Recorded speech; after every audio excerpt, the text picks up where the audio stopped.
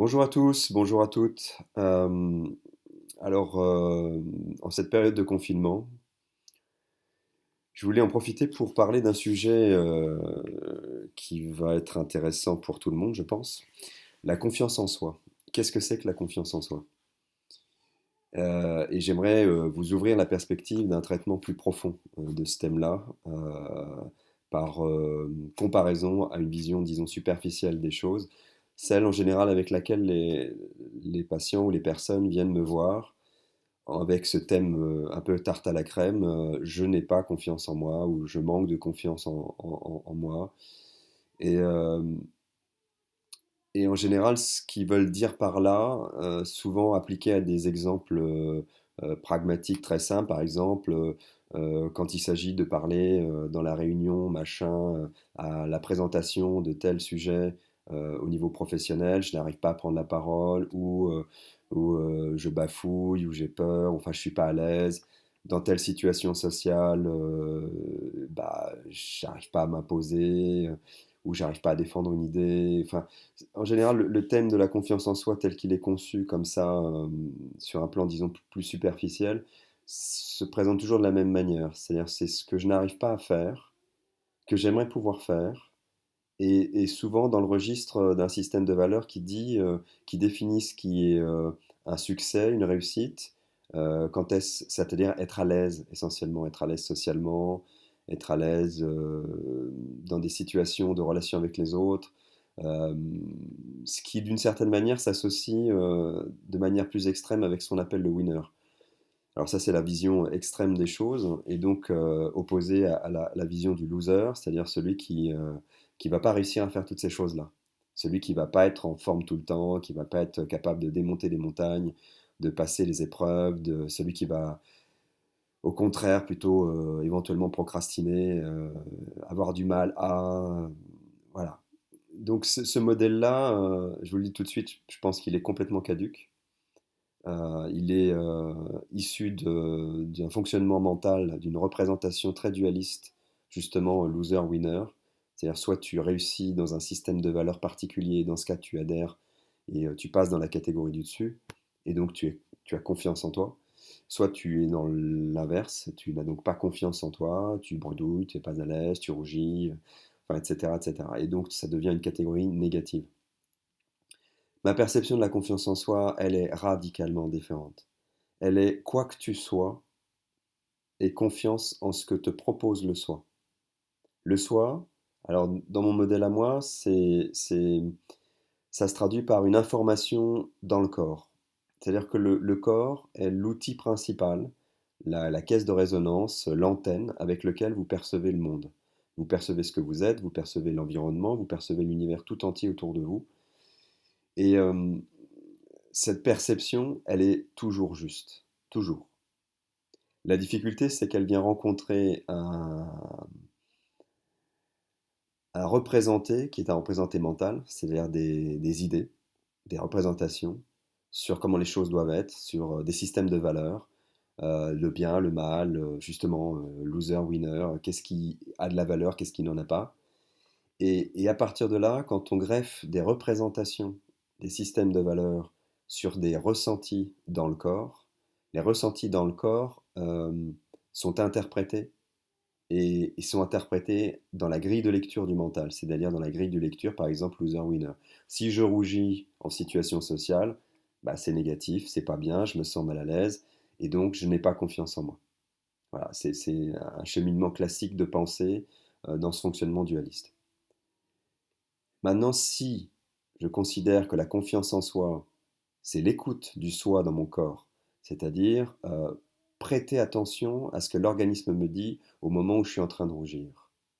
Si j'ai la possibilité d'explorer cette rougeur, non pas en la flagellant, non pas en la diminuant, en voulant absolument la faire disparaître, parce que c'est la logique même de se représenter mental. C'est-à-dire à partir du moment où c'est négatif, je veux faire disparaître ce quelque chose qui me fait me sentir mal. Mais si j'ai vraiment confiance, la vraie confiance en soi, ça veut dire que j'ai confiance dans tout ce que le soi me propose. Et si je me mets à rougir, qu'est-ce qui se passerait si j'avais confiance dans le fait que rougir a une réelle valeur? une réelle importance. C'est un peu mon leitmotiv à peu près dans tous les domaines, hein, c'est-à-dire quels que soient les ressentis. Tristesse, émotions négatives, dites négatives, agressivité, colère, angoisse, quel que soit ce qui est produit dans le corps, qu'est-ce que soit la manière dont le corps reçoit ou transmet l'information, la confiance dans le soi devient poser son attention sur ce qui se passe et accueillir ce qui se passe. La vraie dualité, la vraie difficulté dans le fait d'accueillir, par exemple, dans l'exemple précédent, je rougis en situation publique, donc du coup je me sens mal à l'aise et toute une série de conséquences, causes-conséquences dans cette situation-là qui font que je finis par penser que je n'ai pas confiance en moi. Si je prends cet exemple-là, avoir confiance en soi pour moi reviendrait à dire prendre le temps d'écouter ce qui se passe quand je suis en train de rougir. Évidemment, en live, quand vous êtes confronté instantanément à votre représentation du regard de l'autre, à votre représentation consciente ou inconsciente de ce qui est juste, de ce qui n'est pas, de ce qui devrait être, je devrais être à l'aise, l'idéal ce serait que je sois capable de rigoler, de faire des blagues, de montrer qu'en toute situation j'assure, enfin voilà. Dès que j'ai cette représentation-là, ça entraîne automatiquement une négation de toute information qui pourrait être contraire à ça. C'est-à-dire notamment malaise, mal-être, difficulté, rougeur, tremblement, vulnérabilité, et toute une batterie de sensations et de sentiments qui vont être associés, qui vont être tamponnés de manière négative. Donc éventuellement de la colère, euh, plein d'autres choses, de la colère, de la haine, de la tristesse, selon les représentés qu'on a. Si c'est par exemple de la colère, bah, je ne veux pas passer pour quelqu'un de violent. Si c'est de la timidité ou de la tristesse plutôt, bah, je ne veux pas entrer dans quelque chose qui serait pour moi de la dépression. Si je ne veux pas montrer de la vulnérabilité, parce que je pense que c'est de la faiblesse, donc encore une représentation, hein. Vous voyez, à chaque fois, il y a la sensation et la représentation associée à cette sensation. Chaque fois que la représentation associée dévalorise la sensation et la rend négative, évidemment, le seul processus qui nous reste possible, c'est de tenter de le refouler, de le transformer, de le modifier, souvent en utilisant des fois des techniques, développement personnel et tout ça, pour dépasser un état, c'est-à-dire ne surtout pas le reconnaître comme une valeur, comme quelque chose de très important. Donc vous voyez la stratégie, chaque fois qu'une émotion qui vient du soi se rencontre avec un représenté mental qui dit ça, c'est du manque de confiance en soi, bah, je suis coincé. C'est un enfermement puisque pour avoir confiance en moi, il faut lutter contre ce truc qui montre que je n'ai pas confiance en moi. Et tout mon travail, tout ce que je vais essayer de faire, notamment en développement personnel, ça va être de faire en sorte de contrecarrer ce phénomène. Par exemple, rougeur, colère, émotion, n'importe quoi qui me semble inadéquat dans les relations humaines. Ma logique, elle est tout à fait inverse. Si ça vient de l'intérieur, c'est que ça vient du soi, le vrai soi. Ça n'est plus l'ego, le moi, la pensée qui est en train de dicter de manière dictatoriale justement ce qui est juste et ce qui ne l'est pas. Rougir n'est pas bien, ne pas rougir c'est super. Être à l'aise c'est génial, ne pas être à l'aise c'est nul. Ça devient tout ce qui vient de l'intérieur est reconnaissable et digne de confiance. Tout ce qui me vient de l'intérieur est digne de respect. C'est-à-dire tout ce que je produis, tout ce que je suis, est digne, d'une certaine manière, est digne d'amour, et on rejoint ce qui est la véritable confiance en soi, c'est-à-dire un chemin vers une plus grande reconnexion, une plus grande acceptation, un plus grand respect de soi, dans tous ses aspects. Donc, quelque chose qui tend vers un amour plus inconditionnel de soi-même. Quelque chose qui tend à dépasser le programme que pour être accepté, pour être aimé, pour avoir une valeur, c'est conditionné, par exemple, à être un winner, être bien, être à l'aise, gagner de l'argent, réussir, avoir du succès, être aimé, enfin, etc., etc., etc. La manière dont la représentation de l'estime de soi devient une quantification relative à des représentations sociales, des représentations culturelles, des représentations morales ou religieuses, ou laïques, n'importe. Et au moment où je croise ce chemin-là, il y a une intersection qui est possible, c'est-à-dire je ne suis plus en train d'essayer de lutter contre mes sensations, je ne suis plus en train d'essayer de les mater pour les transformer en quelque chose que je crois être valorisable, mais je commence à concevoir que si j'y prête attention, je suis en train de donner de la valeur à ce que je suis. Je suis en train de donner de la valeur au soi profond qui se manifeste. Et là, le soi profond, ça peut être la tristesse, les larmes, le sentiment de vulnérabilité, toute une série de choses dans le corps qui vont se manifester. Dans le cas des rougeurs, par exemple, le travail, ce serait de commencer à écouter. Je rougis, je rougis. Je suis triste, je suis triste. J'ai pas envie de parler, j'ai pas envie de parler. Et vous allez voir, hein, quel que soit le cas de configuration dans lequel vous êtes, automatiquement derrière, il y a une représentation mentale qui va dire oui, mais si tu fais ça, si tu commences à t'écouter, si tu commences à être triste par exemple, tu vas déprimer, tu vas rentrer en dépression et tu risques de plus jamais en sortir. Si tu commences à être en colère, eh ben, tu risques de passer à l'acte, tu risques de faire du mal à quelqu'un, tu risques de dire des choses qui vont blesser. Si tu commences à rougir ou si tu commences à montrer ta vulnérabilité, tu risques de te faire écraser, dominer, ou on va te traiter de faible, ou que sais-je. Vous avez juste à suivre le fil naturel de votre présentation. Chaque fois que vous ressentez quelque chose qui monte de l'intérieur, que vous jugez comme négatif, que vous validez dans votre mental comme quelque chose qui est un manque d'estime de soi, posez-vous la question. Qu'est-ce qui se passerait si je laissais faire ça? Si je me laissais être totalement moi-même? Je rougis, je rougis. J'ai peur, j'ai peur. Je monte de l'angoisse, je monte de l'angoisse. Et voyez comment le mental se déroule derrière. Qu'est-ce qui vous dit ce mental? Ah bah oui, mais si tu fais ça, il va se passer ça. Mais si tu fais ci, il va se passer ceci. Et de fait, dès que vous commencez à écouter le mental, vous êtes en enfer. Automatiquement, le soi, c'est-à-dire les manifestations dans le corps, émotionnelles, physiques, symptômes, vont augmenter. C'est-à-dire, plus vous essayez de ne pas rougir, plus vous allez rougir. De fait, hein, c'est d'une simplicité. Ah mais ne rougis pas. Ah mais sois sûr de toi un petit peu. Mais assume un peu ce que tu fais.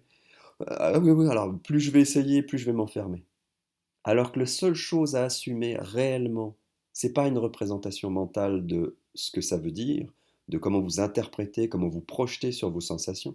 C'est, eh ben, prenons 2 secondes. Mettons-nous à l'aise 2 secondes. C'est-à-dire à l'aise, ça veut dire en sécurité. C'est-à-dire que c'est pas forcément possible de faire ce que je propose là, dans une situation où en face, vous avez des personnes qui sont dans des représentées mentales où effectivement, ils vont projeter sur vous des choses, que ce soit vous êtes triste et c'est de la famille et des amis et du coup, oh, mon pauvre petit, ou que ce soit des ennemis, enfin entre guillemets, des gens qui sont dans une relation de force avec vous et du coup montrer une vulnérabilité dans leur vocabulaire, dans notre représenté mental, ça va être la possibilité de vous écraser, de vous dominer. Du coup, évidemment, faire ça dans cette situation-là n'a aucun intérêt et n'a pas de valeur.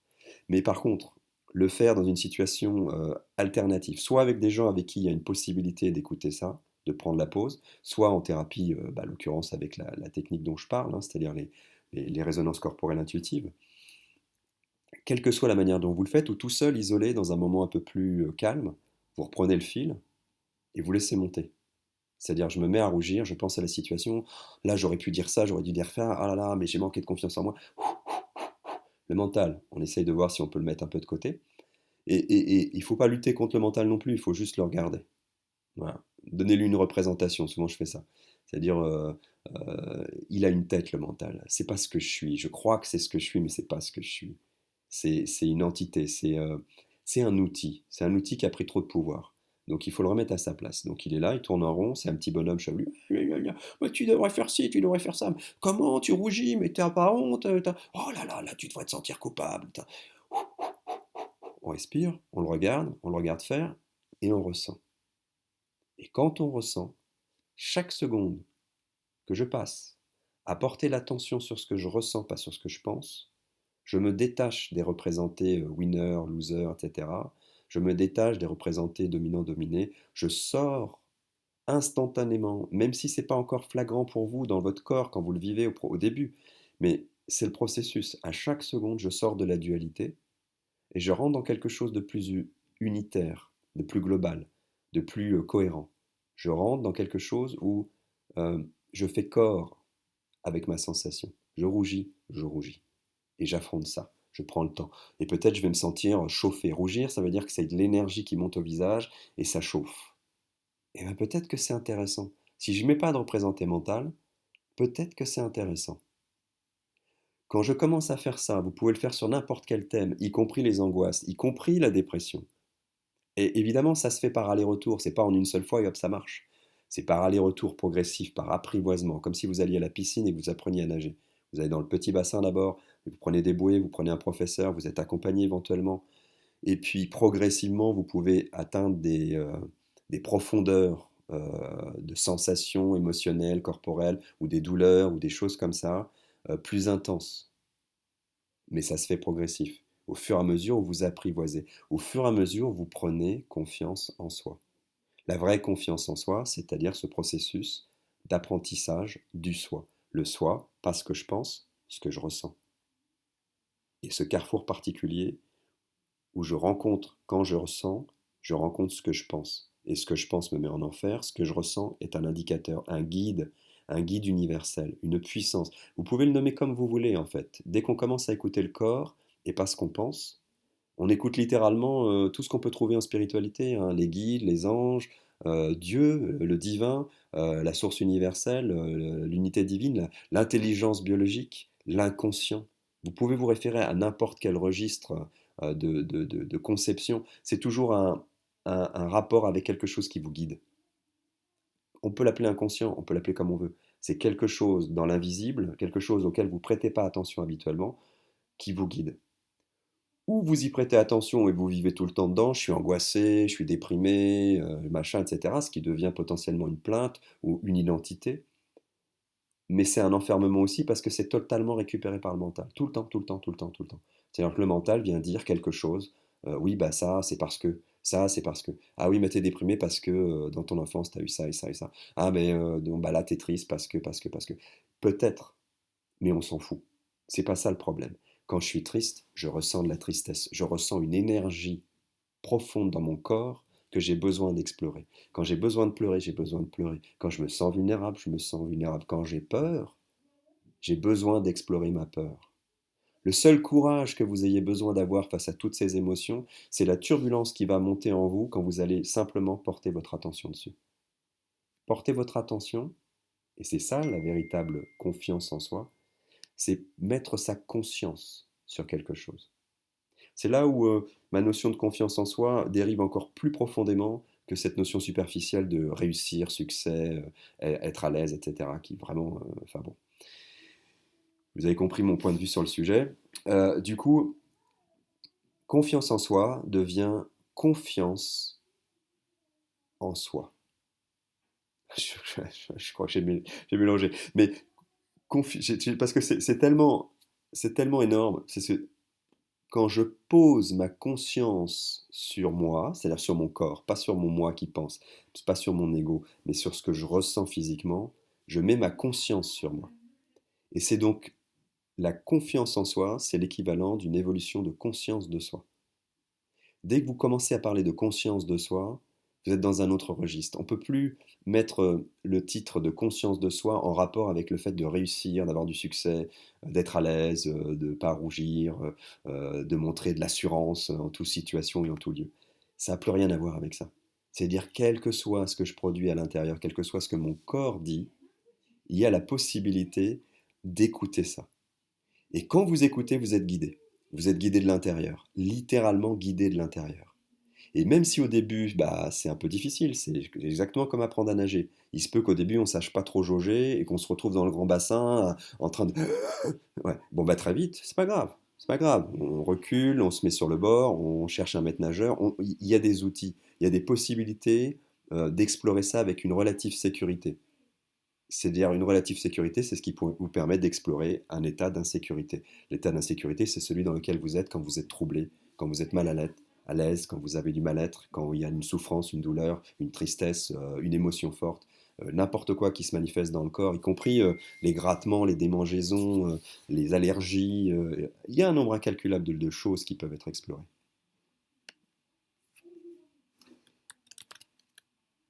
Voilà.